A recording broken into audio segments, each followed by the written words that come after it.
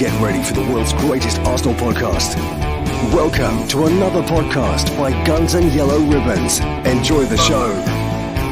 Hello and welcome to Guns and Yellow Ribbons. My name is Fergus. I am your host. We're joined today by old man Trev as usual.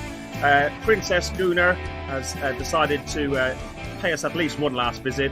And Ioganino, I know how to pronounce his name, but I'll leave it up to you how you want to pronounce Owen Young's name. Thank you, everyone. Merry Christmas. Listen, I've even saved a mince pie just for the show. What's happened? There we go. I've even saved a mince pie for the show, and I might even have a nibble on it at some point. Where's ours? That's not very nice. Well, if you don't prepare, I didn't prepare for the last podcast, and I didn't read the memo.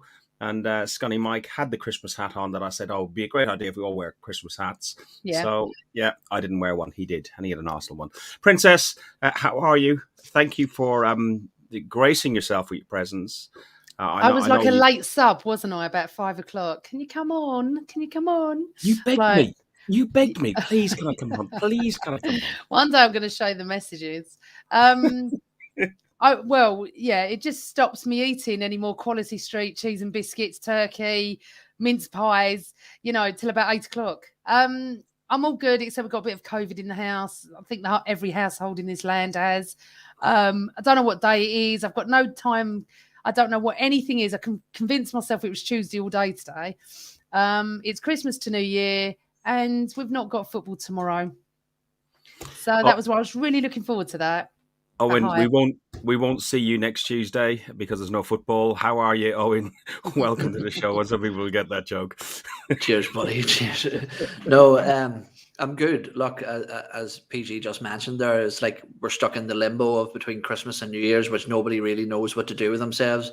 I'm pretty sure I've gained about 3 stone in weight, if not solely from the Guinness consumed over this past 48 to 72 hours. But no, I'm good. Look, and this should be good because PG's got one view on the Wolves game and I've got another. So I'm sure it's going to make for some interesting conversation down the line. Well, we're going to be talking the Norwich game, Owen. So, if you want to take that on the side, you can. No, don't worry. I'm sure we'll cover the. I'm sure it will cross over. And a man that can never be cancelled. Well, maybe never cancelled from the internet. We have got Trev. Trev, how are you? I'm all right, thank you, mate. I'm all right. I'm just, you know what? I've just been last 10 minutes been planning what I'm going to do tomorrow because we can't go to the Arsenal. Sorry, people, he's cancelled. We just have to cancel him. No, I'm only joking. He's cancelled. Go on with that, Fergus. If Fergus wants to play them games, well, he can play them games. He's gone out of here. He's put you as host. Look. Oh no, he hasn't. He swapped you. Yeah, but Princess, we can all play that game. Look, see? Oh, here we go again. Yeah, right. Where was I before Fergus bored me? I can't remember what I was saying. Now there you go, Fergus. You can go back to your corner. Yeah, I'm looking. I'm going to go and watch a non-league game tomorrow. I am. I'd rather be going down to the Arsenal, but I like my football fix. I'm going to go and watch Boston United. I think if that game's on. I don't really understand what's going on with some games being postponed and some not being postponed. We're off tomorrow. I think it probably does us a favour, actually. 2 games in a couple of days. And although I want to talk about this Klopp and Tuchel later and what they've had to say this week, I'm furious with that. But, it'll do us no harm to miss it tomorrow and we'll be back on. Is it Saturday we play City, Ferg? Mm-hmm. Whatever. Saturday. I had to look at an old calendar up there. I'm looking at an Arsenal calendar, and December had Willian on it. Really and truly, yeah. It's not a good. It's not a good look. It's not a good look. So yesterday we were singing like canaries by the end of it. It was a 5-0 win after 10 days ago. Arsenal hadn't scored 6 goals in 8 Premier League away games this season. Now, 2 games later, we've scored 15 goals. Owen, what's happening? Why are we shooting like this and scoring? And yes, you can talk about the opposition and so on, and then you can talk about the Sunderland and so on. But goals are goals, points are points. Mm-hmm. Yeah, and this was one of the major criticisms a lot of the fan base, including myself, had on Mikel Arteta, was a lack of attacking style and a lack of attacking identity.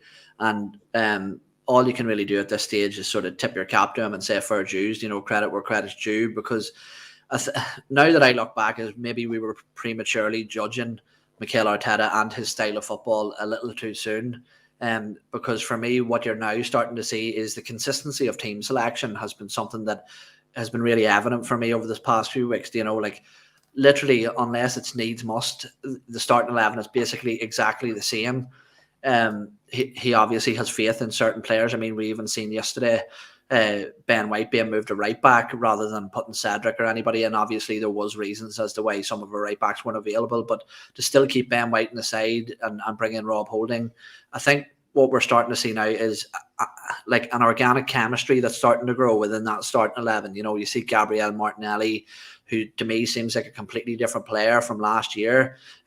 Whilst he was all go and last year, he seems to have added some layers to his game. He's become a more sophisticated footballer, and I think we're starting to see dividends paid to that work that Mikel Arteta and his coaching staff have been doing behind the scenes. But this is one of the things when you have players like Bukayo Saka, like Emile Smith-Rowe, like Martin Odegaard, and then somebody up there blending all that youth together, because that could just be chaos if there was nobody to blend it all together. And I think that whilst there is criticisms over Alexander Lacazette and his finishing ability, maybe he doesn't provide as many goals as some of the other strikers in the Premier League, he definitely gives those young lads confidence. And I would almost attribute to him, Alexander Lacazette, being like our Bobby Firmino. Bobby Firmino is not a prolific goal scorer of any sorts, but what he does do is he links up players so well with those wide areas, which is where the majority of football is played in the modern game.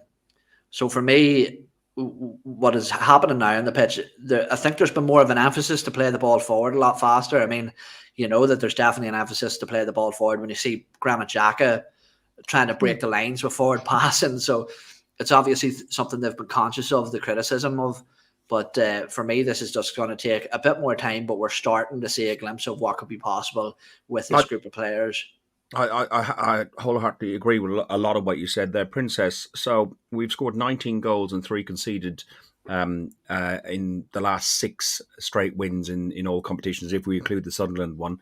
Back-to-back games scoring 5 goals if we include the Sunderland one. 6 points clear 4th place. I know you're a fan. The process, it's working. Do you think? Well, you think? I do think. Put up Robert Stevens' comment, because that's nailed on about Aubameyang.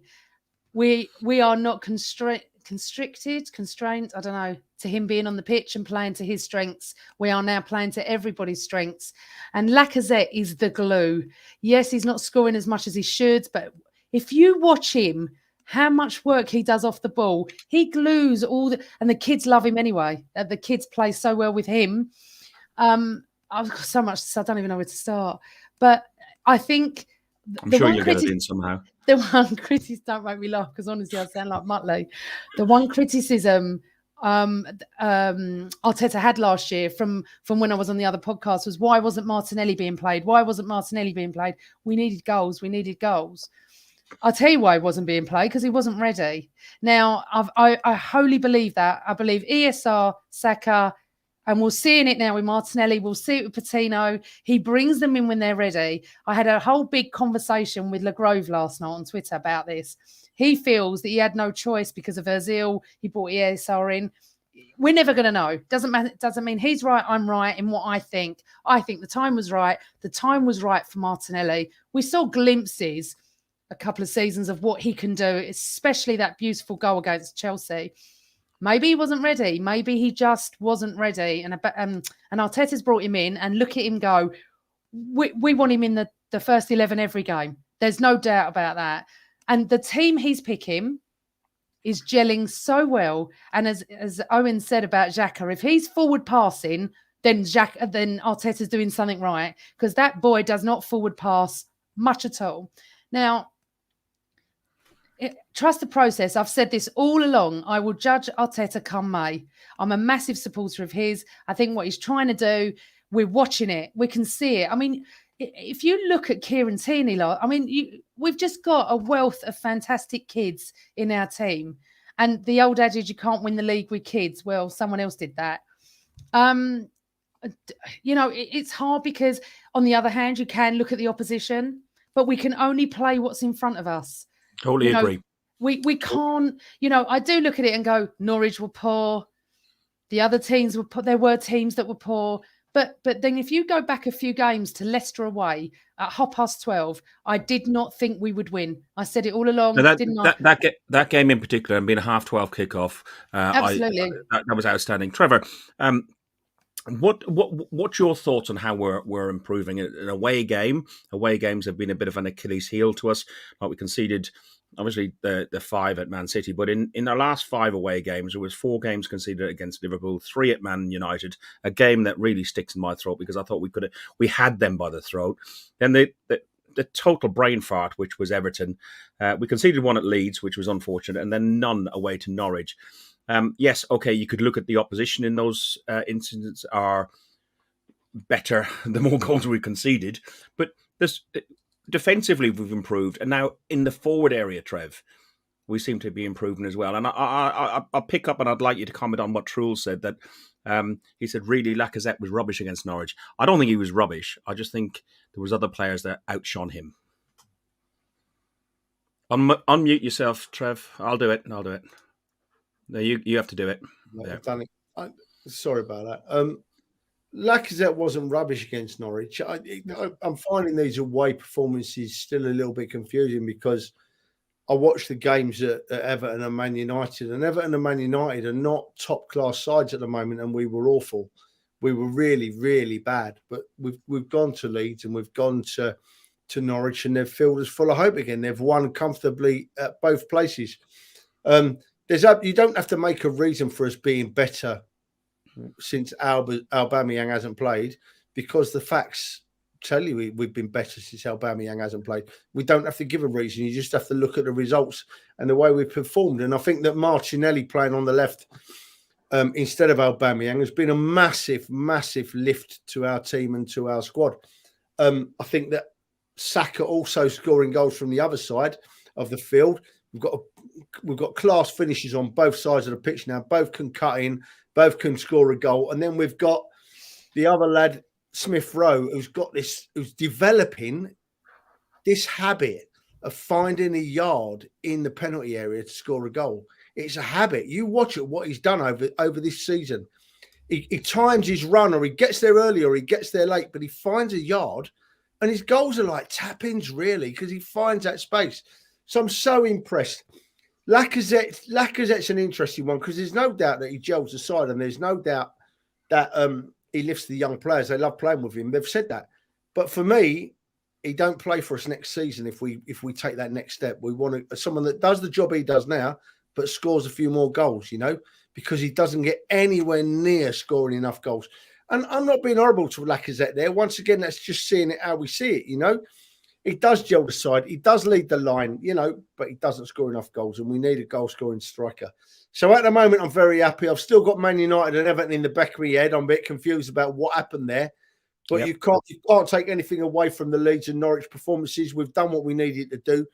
And we move on now to City, Well, we're going to talk about Norwich first, obviously, in more depth, Fergus. But we move on now to City and see how we go there, mate. It's a huge test. Trev, before I go to Owen, myself and yourself were in a similar point of view. And Owen, you can answer after Trev, about Martin Odegaard. We thought he was a good signing, good value for money. But we hadn't seen the Odegaard that Truls and Norway fans and some people had seen at times for Real Madrid and so on. But yesterday and the previous couple of games, you can just see him gradually getting better and better and better. And yesterday, for me, I thought he's probably man of the match. Trev? Yeah, he's developing very nicely, isn't he? And what's happening is, I'm not taking any of the focus away from Odegaard here, far from it, but we've got half a dozen young players that are developing very nicely, and Odegaard is part of that group. And you can see them all improving and growing into playing Premier League football every game. And it's exciting. We as Arsenal fans, if you're not excited at the moment about being an Arsenal fan, then I don't know what you've been watching, because they are all developing nicely. Odegaard is getting more and more confidence every game. I like the fact I still think we need better than Xhaka, but I think Xhaka is moving the ball forward a little bit better last 2 or 3 games. He's just moving the ball forward to Odegaard and letting Odegaard do his stuff in front of him. So yeah, I'm excited, Fergus. I'm excited. As I said, it was dampened a bit with them 2 away results, but overall, looking at the big picture, where we were, where we are, and where we want to be, we're on a path, and we're where we want to be, mate. We're okay. We're doing all right. And Odegaard is going to be a massive part of that going forward. Owen? Yeah, to be honest with you, I remember in the transfer window that we brought in Martin Odegaard on a permanent deal. There was a lot of people looking at Emi Buendia, at James Maddison, people getting starry-eyed by these big names. But for me, he was head and shoulders above either of them for me. I think that people may disagree with this, but from what I've seen on a technical level, he is by a country mile the best footballer at this club on a technical level in terms of his ability to take the ball under pressure, to distribute passes, to just his all-round technical game is absolutely fantastic. He's got vision that nobody else does, and I know that I hate to even throw it back to this, but he is quite similar in terms of how he moves the ball forward. He's like a prime Mesut Ozil, seeing those passes, breaking the lines, forcing players to make runs. We look at that goal for Pepe against Sunderland. Pepe wasn't even making that run. It was Odegaard's pass that made him move towards the ball in that instant. So for me, if I'm looking at our crop of young players, and I'll be honest, I absolutely adore every single one of them. But for me, Martin Odegaard is the one with the highest potential. If I can see that one of them going world-class level, it's Martin Odegaard. He's got the pedigree, training from Real Madrid. And for me, what he brings to the club is there's very few players in the world that can do this. Every team in the world is extremely lucky to even have one of them at their club. And it's a tempo setter. Martin Odegaard is the drummer of the band for Arsenal. He's the one that sets the rhythm, that controls the pace of the game, that dictates the game. And for me, that's why his loan signing works so well. People talk about Emile Smith-Rowe's breakthrough at the festive period last season, which is undoubtable. He did have a massive impact. But it also corresponds with the introduction of Martin Odegaard into the side. And that's why I think we had the opportunity for him, because we had somebody there to start setting tempo and dictate our attack and play. And for me, I think somebody mentioned in the chat there, against Norwich, world class. That's what he looked like to me. He looked like a world class central midfield player, just completely controlling the game. And something that a lot of people forget is that he's only a year older than Emile Smith-Rowe. He's still a very, very, very young player. And for me, the future's bright for him, probably above anybody else in the squad, I would say. That's Amanda, dropping for a little. It's a massive. I was just going to say, Amanda, dropping further back, Partey had a much better game against Norwich. Again, look, let's not keep on using this phrase, which I've used a couple of times. It's the opposition that we face, but you can only play what's put in front of you. Partey played very, very well in that game, but the guy who complimented him was the one that you talked about, like putting forward passes through, which he never does. And I'm sure it must have been too much Christmas wine or something like that made him get disorientated. But Granit Xhaka and Partey, they paired well for that game, don't you think? Yeah, no, I actually commented last night. I said, Partey's actually playing so much better. This is what we expect. This is what we've expected of Partey to play like that. And Xhaka is. I'm so lost with how I feel about Xhaka. Honestly, it's not that I flip-flop at all. When he threw his shirt down, he was done for me. And then I think to myself, you've got to give people a chance. And, I've heard he's done lovely things outside of football as well. And what he's doing for the Arsenal fan, giving him, tickets for this Saturday because tomorrow's cancelled from America, the Arsenal fan. You hear these things. He's starting to play well and you start to fall into the trap again of thinking, oh, yeah, yeah. And then he'll go and do something. The fear we've got with Xhaka at the moment is actually not his football. His football's fine. It's his stupid temperament in that last, those seconds when he'll go for a ball and he'll get sent off. We cannot afford to have him sent off. And that is my only issue with him at the moment. I think going forward, for me, Xhaka needs to be in the first 11. But I just want to go back to Odegaard a second because I did rave about him when he came back, and he didn't do as what I thought he was going to do. And I thought to myself, maybe he needs to settle a little bit. And he is playing fantastic. I'm sorry. He is just him and Lacazette. And I just want to go back to what you said about Lacazette, Hilsey. We and you never really disagree, but I am disagreeing here. Lacazette, for me, works. He's like, how can I put it? I don't even know. The train driver of the team. He gels the kids together. He's like the teacher of them, and they respect him so much. I'd give him a year. Absolutely. I wouldn't sign him for 2 or 3 years, but I'd give him a year extension if we can't get what we need in the transfer window. Princess, listen. We are here to discuss things, sweetheart. That's what we do. We'll discuss what our thoughts, and then at the end of the day, we'll decide that I was right. It's a simple world. True. Absolutely. No, what was I thinking? No, I can see your point about Lacquer. I can't argue that point, Princess. Does not stop, Hilsey. He does not stop. Watch him off the ball. Honestly, I know we'd like him to score more, and everyone knew he was going to score that penalty yesterday. Everyone, because there was no pressure on him at 3 or 4-0 up, whatever score we were at. You knew he was going to score it. Penalties when we're 3 or 4-0 up. I know. 0-0 in the 90th minute. I understand that, but he can produce the balls for ESR to come off the bench and score like he does. But Odegaard, 3 assists, 3 goals in the last God knows how many matches. And there's people that didn't want him and still don't want him. And I do not understand that. I don't understand what they're watching. I swear I don't understand what half the Gooners watch sometimes when I read things. I think to myself, am I seeing this differently? But yes, Xhaka and Partey definitely will be my midfield. Got to keep him fit. But isn't he off to the AFCON, Partey? We'll get into the AFCON afterwards once we finish the game. Can I jump in quickly for just on that midfield partnership there? PG was covered Xhaka there quite well, I think. But something that I realised watching yesterday's game was the emphasis on Partey to sit slightly deeper. And I think when we brought in Partey, you heard a lot of people and very knowledgeable people saying that Mikel Arteta can potentially get the best out of Thomas Partey because he's going to take the shackles off and let him go box to box, whereas at Atletico he was more contained to his defensive duties. And I said a while back that I think we actually need to rein him in a little bit, because that is where Thomas Partey is deadly. You know, he gets in and breaks up those transitions from the opposition. And I think that we were almost granting him too much freedom. And for all Granit Xhaka's downfalls, I think that Thomas Partey doesn't have the characteristics to lead a midfield pairing. You know, when he was playing over in La Liga, he was partnered with Koke or Sharon Niguez or some big characters.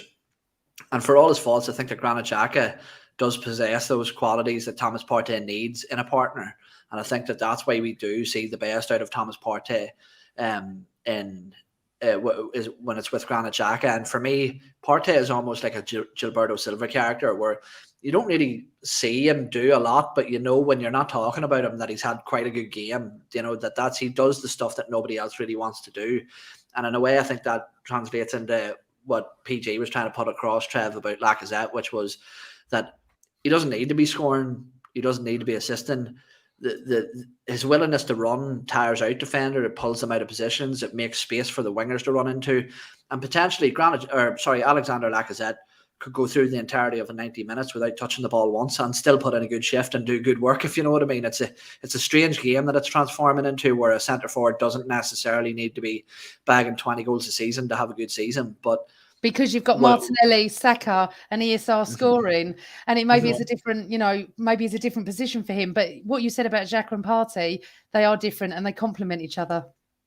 Trev, I want to talk about another pairing.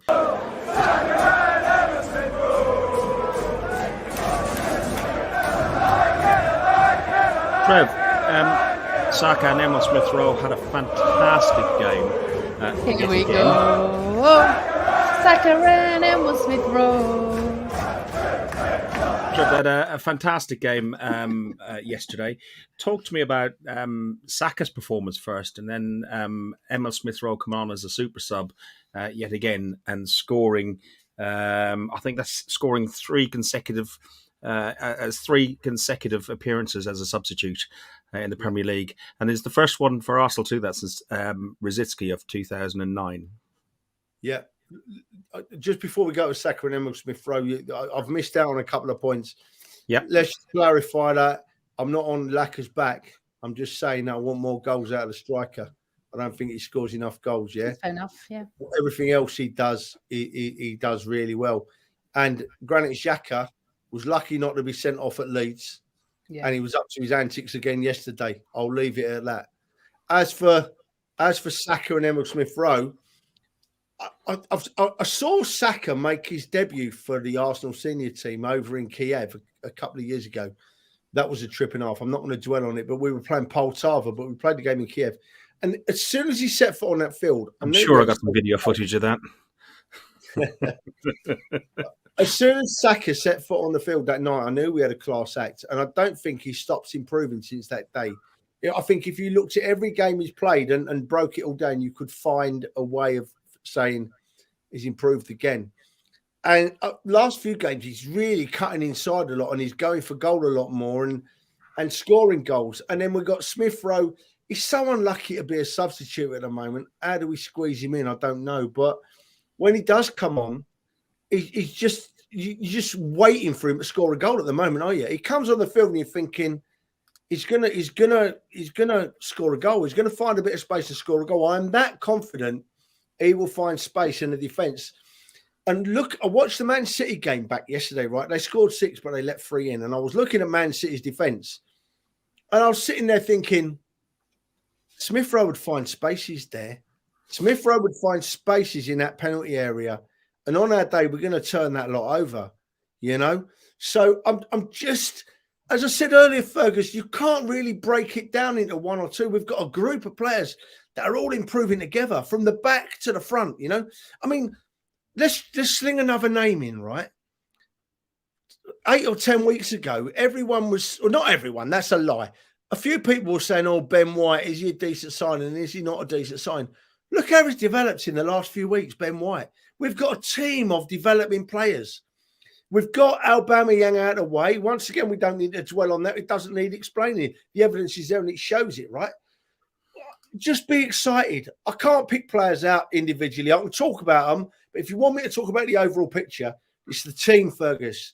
If we keep this team together in 1, 2, 3, 4, 5 years' time, we could be anywhere. We could be at the pinnacle, mate. And I don't think that's an overstatement. And you haven't even touched on this fella, Aaron Well, there Ramsdale. you go. There you go, Fer. You haven't even touched on this fella and his goal yesterday in Kieran Tierney. Just prove my point again, you know? And this picture here demonstrates this. Lacazette with his arm around Smith Rowe after he scored that goal in the 90th minute. It just demonstrates what he's doing for the Hale End Massive, as I like to call him, because I'm down with the kids. So listen, Joe. Sorry for Joe. Absolutely right, Joe. He was always a good signing, my dear. He always was. Just that not everyone believes like you and me. Not everyone believes like you. I did. But I always say this, honestly, whoever comes in, I never criticise or praise until they put the shirt on, cross the white line and start playing for us. Because honestly, no one has a clue how they're going to play for us. You know, Ben White, maybe people thought he was not, worth the 50 million quid, but wait and see. This is the problem with a lot of football fans. Criticise the minute anyone's interested in anyone. Just wait and see. I was quite happy. Ramsdale is the typical one, isn't it? That everyone kicked off, not everyone, as we said, but the majority kicked off about. And now they've got I wouldn't say it was even the majority. I would say it's the idiots on social media. Oh, well, I mean, I'm talking about the people that on Twitter. I mean, I was like, let me tell you what happened to me. I'll tell you quickly, yeah? Man City friend of mine, travels all over the world with Man City, yeah? Messaged me mid-August and said to me, Aaron Ramsdale, what the hell have you said? And he went on to tell me how shit he was. Sorry if I'm not allowed to swear. How crap he was. All this going on. I went to him. He hasn't even gone to London Colney yet. Can we just wait and see? Why would Arteta sign such a bad goalkeeper? You wait and see. I've got the messages. I send it to him every week. Every week I bring that message down from August and go, oh, yeah, lucky. He was lucky this game. When Leicester, I went, lucky, yeah? Every game, we're lucky, yeah? And this is my point. Literally, as he signed, or there was rumours, he sent me that message. I was like, I'm not saying a word until he puts that shirt on.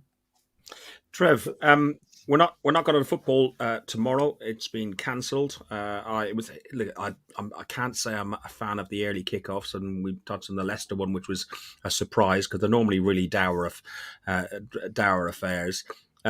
But the Wolves game and Owen, because I know you wanted to mention this, and I'll leave you to debate it there for a little bit as well. But the Wolves game was called off because of COVID and injuries in the Wolves camp.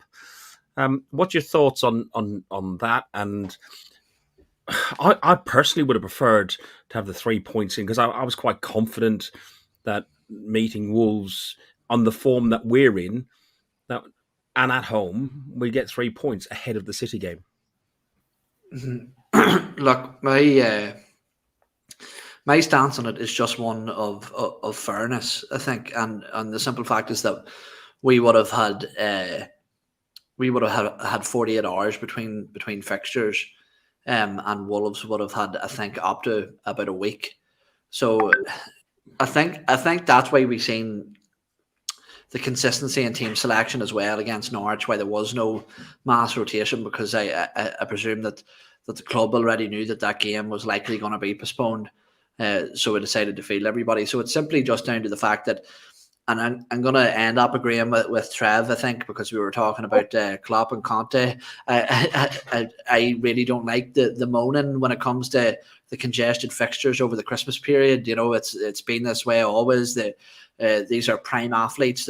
I see people that have run 70 marathons in 70 days, and now we're expecting multi-millionaire athletes that are coached day in, day out, all year round.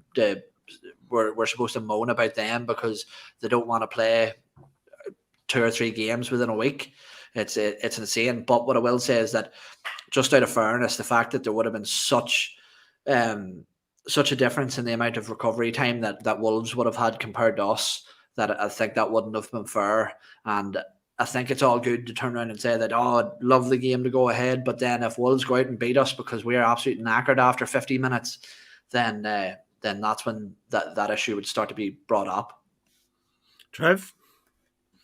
Yeah, I agree. It's sickening to the stomach listening to these managers whine about their players having to play 2 games in 4 days, or 2 games in 2 days. It's sickening to the pit of my stomach. They're well-paid athletes.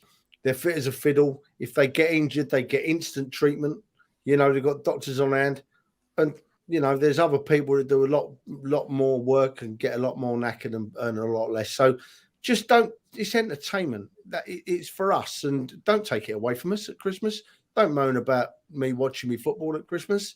If you don't like it, no one forces you to play football. No one forces them to play football. If they're not happy, don't play football. This is the second time we disagree. Go and play on a building site. And by the way, Trev, they're not machines. They're human beings. And I'm absolutely with Klopp. And as Owen just said, he's thrilled now because now we've got a break till City, yeah? But he's thrilled because we get that resting time. So what's the difference in what Klopp's saying? I'm sorry, Trev, I disagree. And I've watched football for 40 years over Christmas. But PG, what I said was, if Wolves had have played 2 days prior, I'd be fine with that. But it's the simple fact that Wolves have had a full week's recovery. But why should we play it 48 hours? No, we're not going to see a good match 48 hours later. At 55 minutes, we're going to start tiring. Wolves, if they would have played, would start tiring. It'd be a naff game. At least give it till Wednesday. At least them have some recovery period. I remember listening to Ian Wright say something, Trev. Listen to me. Ian Wright said this. He said, we are not machines. It doesn't matter if you pay me £1 or £10 million. If I can't run it, I can't run it. That's Ian Wright. And I sat there and I thought, because I used to be like, oh, for God's sake, they earn 50 grand a week. You've got nurses working 10 hours a day.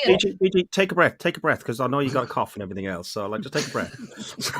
So I think and I hear where Owen is coming from, and I think I get the point that Trevor's making as well.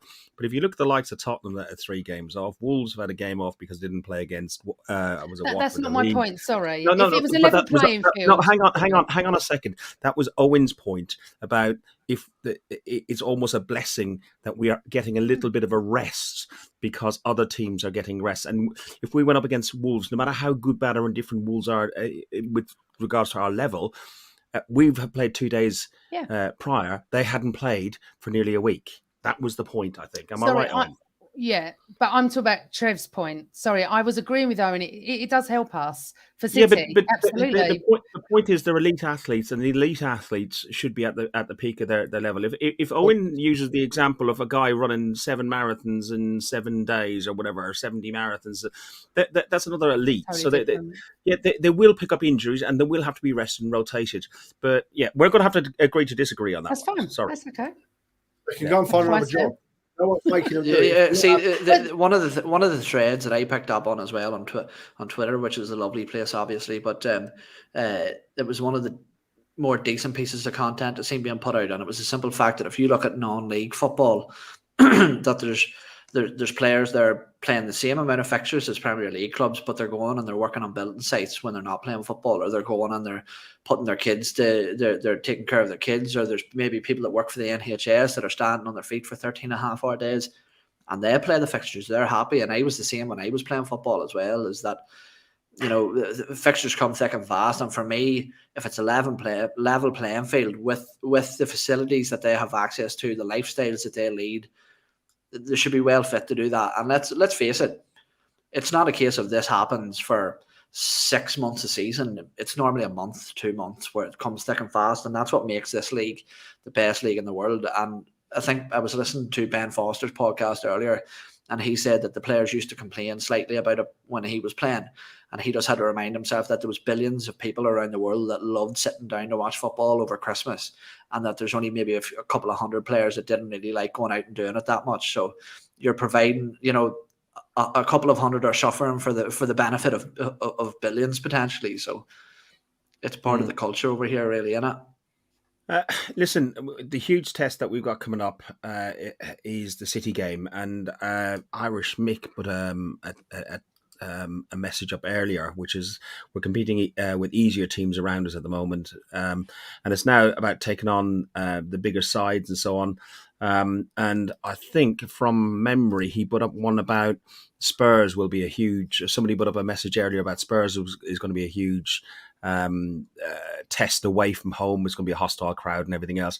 Trev, we've got City away on New Year's Day. It's a 12:30 kickoff again. Don't like the 12. Yes, City at home. City at home. Where do you see that game going? Well, I was talking to Mem earlier, and I said if we can hold them to 1-0 or get a draw against them, I'd actually call it a good result. I know it sounds negative, but I would say that's a good result. Yourself, Trev? I think that any result against Man City will be a decent result for us. I'm more confident than I've ever been in the last probably 8 or 10 seasons of us getting a result of us getting a result off the City. It's the next step. I said it the other night. It's the next step for us to get a win against a big one of the other 3 big sides. It's the next step. We keep doing all this work against the lower and mediocre sides. The lower sides like Norwich and Newcastle at the moment, and the mediocre sides like Tottenham. We've done all of them, and now if the next step comes along now, we start getting results against City, Chelsea, and Liverpool. And I think on our day we're capable of that. We're stronger than we have been for years, and if we're on form, there's no reason why we can't get a result. That's of course if the players can pick themselves up after playing 2 games in a week and have the energy to get on the field and kick a ball. I do feel sorry for them. Maybe we should cut the season down to once a month. I think, to be honest with you, once a month that'll do it. And just pay them the £1 million. Sarcasm is the lowest form of wit, young man. It's not sarcasm. It's a fact, isn't it? They shouldn't be moaning. They shouldn't be moaning. They should be going out there and playing football. PG, what do you think on the City game? What's your thoughts? Are you going in there with a glass half empty or half full? Half full, definitely. I would be. Will you be in corporate eating wine and cheese like you were up in the summer? No. At the Etihad, I do that. I don't do that at the Emirates. I'm in the East Stand upper. Excuse me. Oh God, I can't call this one. I don't think we'll win. I don't. I think City are on fire as well. I think it'll be a great game. I wish it wasn't 12:30. Oh, as James just said. I wish it was like a 4 o'clock, but it's not. We have to get on with it. I'd be over the moon with a draw, but I'm not going to predict. I'm just not. Owen, thoughts on this game? And you saw what Leicester did. Leicester gave them a proper fright yesterday, and people, if they go at them, what did Leicester do? And Leicester got injuries and everything else. What did Leicester do to put the fear of God up them for a bit? See, I don't think it's so much what Leicester did. See, I think that this happens every single season. Is that Man City are built up to be this absolute mammoth that they should be, only to be stopped by a speed bump, in the road. And I think that's what Leicester was to them. That City, for all their talent, for all their quality, that they do have this soft underbelly at sides at times against certain sides. And I think that for Arsenal going into this one is that I think that Mikel Arteta will be looking at this and thinking that this is a good way to rectify the damage that was done with that Everton and Man United games, 2 games that I think we definitely should have won. And I think that he'll be looking at City as a big scalp that could potentially be got. I'd put it like this: I'd be much more confident of picking points up off against Man City than I would against Liverpool. I think that Man City have their down days and we have our up days, and the truth is that this is now, we talk about tests, and I think that whilst in context you can make excuses for Everton or Man United or whatever, but I think that this is obviously a massive test to gauge how much we have actually progressed under Mikel Arteta and how much our attacking play has progressed in the past few months in particular. But for me, the way you get at Man City is you just can't show them any respect. And something that I was quite happy about, not only in the Norwich game and a few of the other games before that as well, was our ability to stand up physically, which is something that we haven't been able to do a lot recently. We've seen with the likes of Billy Gilmore and Ben White last night, there was, a few slaps going back and forth between the two of them, and Gabriel Magalhaes seems to be keen to get stuck in on that too. So I think that it's time that Arsenal sort of bring back their old hard nut traditions that they were built on and go out and get into the faces of City and really try to physically dominate the game. So for me, I think that a draw would be fantastic. A win would be absolutely monumental, but it's going to be difficult. Trev, do you think if we stood up and done what Owen said and took it to City and not matched them, but took it to them physically and aggressively, do you think that could be the key? Do you know what? Owen's absolutely nailed it there. He's absolutely nailed it there, and it's something we haven't covered really. In that we've spoke about our youngsters raising the level of our game and the players we've signed raising the level of our game. But we undoubtedly have toughened up over this, particularly this season and the back end of last season, if I'm honest. But we are a tougher side. Ben White and Gabriel have made our defence a totally different proposition. Tierney won't take no prisoners. And on the other side, we've got Tomiyasu. And look at, it's interesting. We spoke about earlier, didn't we, about the Arsenal fans not being very pleasant to our fans. Princess nailed it. The Arsenal fans not being very pleasant to our new signings before they've even crossed the white line.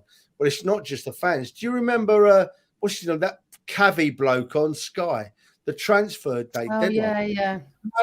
How he had the audacity to speak Sky about Kavanagh or whatever his name is, yeah. He spoke about Tomiyasu as if he'd watched him play every game for years. And he obviously did not have a clue, that Cavi bloke. And I'm still waiting for an apology from him to Tomiyasu, because Tomiyasu has completed our defence. He's been the most unexpectedly brilliant signing with this season. So against Man City, if our back four play as strong as they can, if Xhaka doesn't get stupid, because he's tried to get stupid last 2 or 3 games and he hasn't managed to pull it off. There's absolutely no reason why. You've got to look, can our front four score goals against City? It's defence. Absolutely.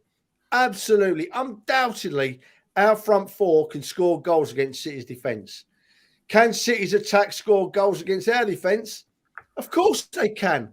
But we've got a much better defence than we've had for years. So does it give us the edge? Does it give us that win we've been waiting for against one of the very top sides? I tell you what, we can't say for sure, but I bloody hope so. I really hope so.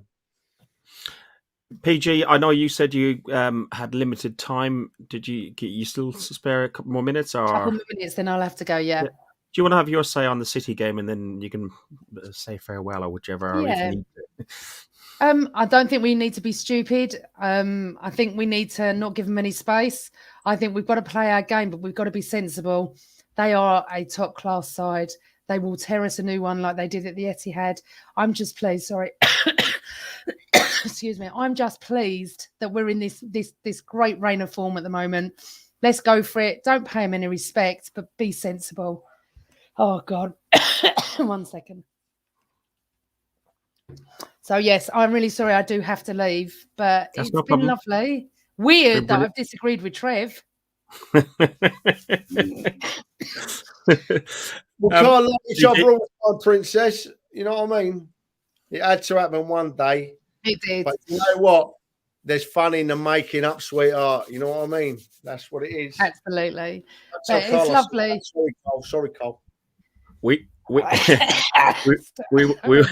speak to you before the new year, so have a lovely happy new year to you, Carl and Jack. I hope you have a lovely time, and hope your cough gets better. Oh, it's terrible. I'll all right see you later, PJ. Thank you. Thank you, everyone. Take care. Bye. Bye. Owen, so I suppose the last sort of thing that we talk about, we could look at the League Cup game and we could look at the FA Cup game, but I was probably looking. We touched on it a little bit earlier. A quick question would be Lacazette. Would you let somebody asked in the chat earlier? Would you sell him in January? Would you let him wait till the end of his contract and have a free transfer, or would you be radical and offer him a 1-year extension? But he'll want more money, I would have thought. Yeah, well, rumours coming out of the club today is that they they made a renewed offer of a 1-year deal to Alexander Lacazette, and that he's subsequently turned it down. To be honest with you, I think at his age, a 1-year contract just isn't going to work for a player like that, and I think any longer than that is too big of a commitment for Arsenal to make. Now, would I sell him in January? No, absolutely not. To me, see, this is the difference. I would be moving on Pierre-Emerick Aubameyang in January simply for the fact that the difference between him and Alexander Lacazette is that even though Lacazette is coming towards the end of his contract, I think he has the character to carry himself in the right manner, to really at the types of vibes that you want within your best dressing room in the right manner, and to help coach those young players. Like we were saying earlier, he has the ability to gel those wings together, gel those players together, and I think that Alexander Lacazette is definitely the type of character that would carry himself in the right manner, whereas Aubameyang, I think, would be the one to spit his dummy out of the pram and potentially cause problems in the dressing room. I also think that another reason you wouldn't let him go is I think it's probably time to move Eddie Nketiah on. I think he's reached the summit of his mountain at Arsenal Football Club. I think it's time for him to potentially move on, and I think that Folarin Balogun is a player that, if I've ever seen somebody that needs a loan to a championship side or something, it's Flo Balogun. So for me, I think that we need to be targeting somebody in January to come in and provide support for Lacazette. But no, I think it's time to start moving on. We'll see the injection of life it's brought into the club, bringing in new people, and for all his good attributes, as Trev mentioned earlier, you still need your striker to be hitting the back of the net on a regular basis, and I think that's where Lacazette just falls short. Trev, your thoughts on Lacazette, and also a couple of people saying keep Eddie, give him a new contract. We need numbers, but Eddie doesn't want to be here, does he? I agree with Owen. Completely agree with Owen. For me, from my perspective, it doesn't really matter what happens with Lacazette in January or the summer. I don't want to see him go. I don't mind him staying, but we still need to sign another striker, a top striker, that maybe makes Lacazette second choice. So then you look at Aubameyang. If he brought back Aubameyang into the side now or in the foreseeable future, we'd all be scratching our heads and thinking, what is going on, wouldn't we? We just wouldn't know why. We wouldn't be able to work it out because form has been so different. So for me, Aubameyang goes. Lacazette, whether he stays or goes, we still sign another striker. Balogun needs a good boot up the backside, I think, for me. And I'm not saying that in a derogatory way. I mean, he leads a lift. So get him out on loan somewhere. As for Eddie, Eddie's a trier. Eddie's a lovely lad. I don't think he's ever going to be Premier League class on a regular basis. So probably I would be with let Eddie go if he wants to go. If his heart's not there, let him go. But whatever we do, however it pans out, the key for me is we sign a good striker, regardless. And is there anybody in mind that you would say that you want? I'm no good with all these names and transfer rumours, and I travel up to Leeds with Potsy. He's rattling this name off and that name off, and I'm going lost on me. So you've asked me that question because I'm the same as you, and I can't answer it, mate. I'm lost with all these names. Or if they mention a name, I look at how many he scored and what league he plays in, what standard he plays, and we take it from there. Yeah, no, we can't. Don't worry, I'm not going to dwell on it. But like a Giroud type would do me, a big bollocking hard nut of a centre forward. Yeah, man, a big tall one that's going to hold the ball up and score a few more goals. But I'm not unhappy with Lacazette. Trolls, no, he's too small. Trolls, we need a big striker. Calvert-Lewin, Ollie Watkins, Lautaro Martinez, are all names being mentioned in there too? I know one I don't know. Who would you, if that is the area you concentrate on? I think that the in thing for everybody he's like this year's Husam Awar, which is Dusan Vlahovic. And look, whilst I really, really like him as a player, I think he's fantastic. He possesses a lot of qualities that would definitely translate to the Premier League. But there's one stumbling block for me, and it's the fact that he's openly come out and basically said that he's got no interest in joining Arsenal. And as soon as I hear those words, I don't care if you're Cristiano Ronaldo in his prime, if you don't want to be at this club, if you have no desire to come here and play for the Arsenal, I don't want you anywhere near the place. And that's the problem. Agree. I think that's the mistakes that we've made in the past, is that we've, look at Robin van Persie, Cesc Fabregas, and throwing the captain's armband to players just to keep them at the club, being desperate. And then their true intentions eventually shine through in their performances and their actions further down the line. So for me, if I was to go for any of them, I'll be honest with you, Dominic Calvert-Lewin from Everton is the one that I would be throwing my money on. And it's simply because I really, really, really like the strategy that we've been taking with going for Premier League proven talent. You look at Ben White, Aaron Ramsdale. These players are probably people that, well, not probably, definitely signings that people criticised coming from domestic transfers. So for me, Dominic Calvert-Lewin is somebody that has proved that he's quite a competent goal scorer at a club like Everton, who I don't think will provide as many chances as Mikel Arteta's side will, and he's still very, very young and can grow. It also adds us another option, because I think he's very, very underrated with the ball at his feet. He'll score you plenty of goals with the ball at his feet, but his aerial ability is just a completely different dynamic that he could bring to this Arsenal side. When you have crossers of the ball like Kieran Tierney, like Martinelli, Bukayo Saka, people that play the ball onto his head, he will grab an absolute mountain of goals. So I think you're with Dominic Calvert-Lewin. Trev said they're a big Giroud type forward. I think you're getting that, but you're also getting the sort of the fancy feet of some of the more technical forwards that we would like to be at the club. Yeah, no, to be honest, Calvert-Lewin is one I have mentioned, of one of the few players that I like, that I'd like to see at Arsenal. Truls has come along and said that it's a shame we didn't get Bamford. He would have been a good fit for, Bamford would be a good fit for Arsenal. The one Abrahams, who went to Roma, I thought would have been a good fit for Arsenal. The reason I like Calvert-Lewin is, for the reason you said, he's a big, a target man, but yet again, he's got feet that he can work, unlike Pepe. And my only concern with him is his current injury record. He just seems to get injured way, way too easy. The last thing I want to talk about very briefly is AFCON. Trev, what do we do about this AFCON? We're going to lose probably 4 players. Ferg, you know what I'm like, mate. I'm sorry, Paul. Yeah, no, far away. Move on. Owen's made such a good point there about the type of striker we need, and I'd already agreed with that with my first comment. But also, what's worth considering nowadays is that if we wouldn't get a striker in 2 or 3 seasons ago. They wouldn't want to come to us looking at what we were and where we were.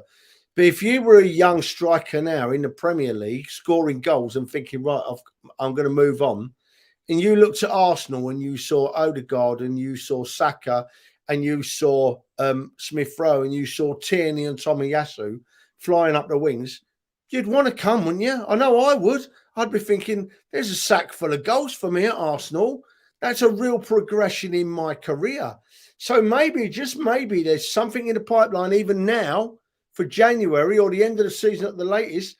Someone's going to come, someone big maybe, looking at what we're doing now and thinking, yeah, I want to go there. All them young players, I want to be part of that. Trev, I agree with you 100%. And if I was, when I look at Arsenal, it's probably because my rose-tinted glasses and it's Arsenal, and I see that youth coming through. Even when I talk to other football fans of other supporters of other clubs, they go, Arsenal turned the corner, they're doing really well at the minute and so on.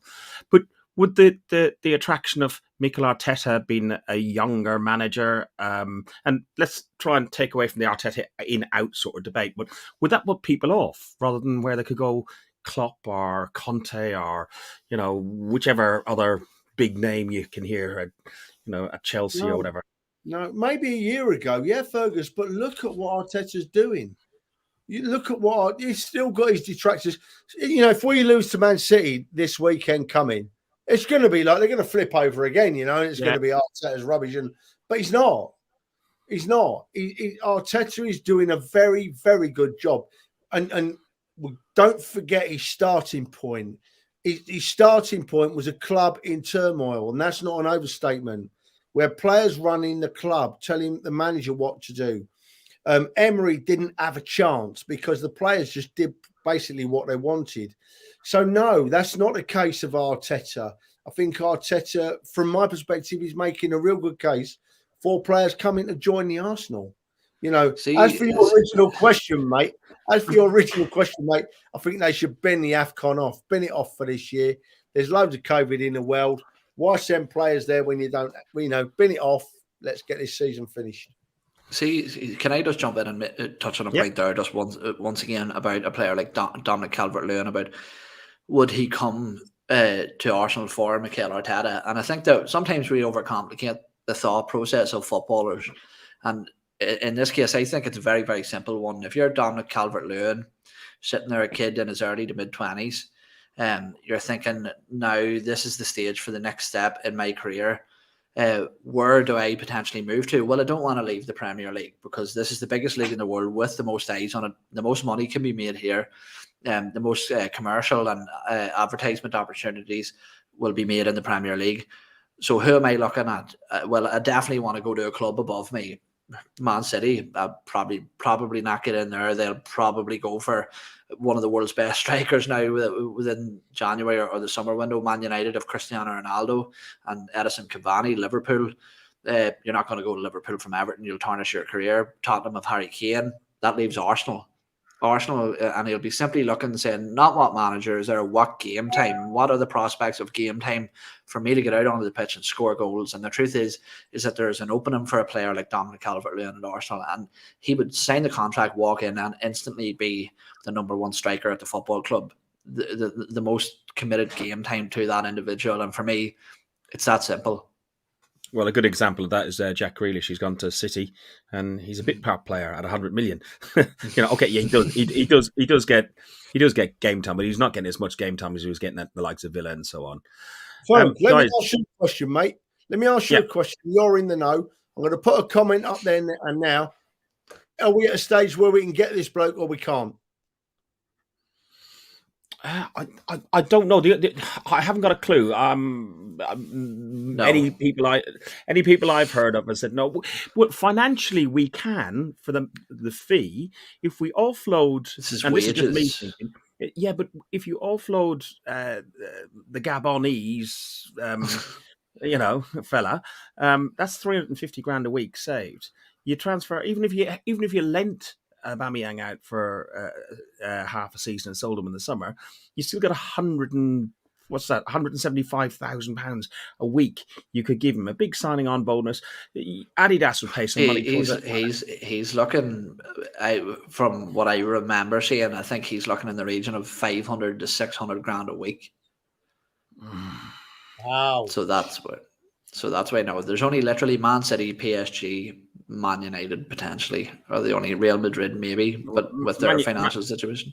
Man United won't be able to do it because they've got too many Pogbas and Ronaldos and stuff like that. I think money-wise, they can't go there. Truls, look, you got to love the guy. He's like me with Thierry Henry and the Hand of Frog. Truls is all about Haaland and all about Odegaard. Fair play to you. Look, if he comes, it'd be brilliant. But listen, it's something that Trevor said earlier, and I've said time and time again, and even Owen mentioned it. Players with Premier League experience are playing in England experience more than playing abroad, because you've got Sancho, who done really well in Germany. He's come over to Man United and hasn't set the world alight. There's many other players that come from other leagues. Pepe, to name a few, have come over and not necessarily crashed and burned like Pepe. I've mentioned Pepe a few times. I don't particularly like Pepe. Is it evident? Haaland's only 21. Fits our remit nicely. He does. It all fits, but it's financially. We can hope. We can hope. Boys, thank you very much for joining in. Owen, I wish you and all the family a happy new year. Don't go too mad in the Guinness. Have you got curfew at 8 o'clock? No, not yet. I've got a pool competition all day tomorrow. So either way, I'm either going to do really well and make it to the final, or in regards to the misses, I'm going to do really well and make it to the final. I'll be ringing pissed up at 10 o'clock. You're practically semi-professional as a pool player. So, that means it's a business meeting. So you can have wine, you can have cheese, and Exactly, buddy, exactly. No, but same to you and the family, man, and thanks for having us on. And cheers, Trev, as always, for the conversation. It's been a pleasure, mate. I love having you on here, mate. It's been a pleasure. Thanks, man. Guys, Trev, thanks as always for joining us. It's always a pleasure. I'm sorry, I've just been busy with some other bits and pieces. I haven't rang you in between Christmas, but I'm sure we'll speak before the new year. But in the meantime, I'll wish you and Donna and Nancy, if she hasn't eaten half your house, a happy new year, and we will chat. We will chat on the other side. Everybody in the chat and everybody watching, listening is back. Happy New Year from everyone at Guns and Yellow Ribbons. I'm Fergus, I'm your host, joined today by Gunnar Hilsey, Owen from the Gunnar podcast, and earlier we had Princess Gunnar on. Thanks very much, everybody. Up the arse. You've been listening to Guns and Yellow Ribbons, an Arsenal podcast by Arsenal fans for Arsenal fans.